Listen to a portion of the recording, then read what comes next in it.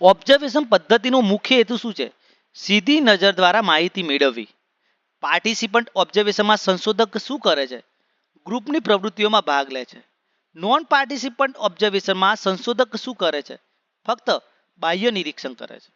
Structure ઓબ્ઝર્વેશનની ખાસિયત કઈ છે? પૂર્વ નિર્ધારિત નિયમો અને પ્રક્રિયા. ઓબ્ઝર્વેશન પદ્ધતિનો એક મોટો ફાયદો કયો છે? સીધી અને વાસ્તવિક માહિતી મળે છે. ઓબ્ઝર્વેશન પદ્ધતિની મર્યાદા કઈ છે? સંશોધકનો પૂર્વગ્રહ અસર કરી શકે છે. કંટ્રોલ્ડ ઓબ્ઝર્વેશનમાં શું થાય છે? પ્રયોગશાળા જેવી નિયંત્રિત પરિસ્થિતિમાં અવલોકન થાય છે. નેચરલિસ્ટિક ઓબ્ઝર્વેશન ક્યાં થાય છે? કુદરતી પરિસ્થિતિમાં. ઓબ્ઝર્વેશન પદ્ધતિમાં ચેકલિસ્ટનો ઉપયોગ શેના માટે થાય છે? અવલોકનની વસ્તુઓની યાદી બનાવવા.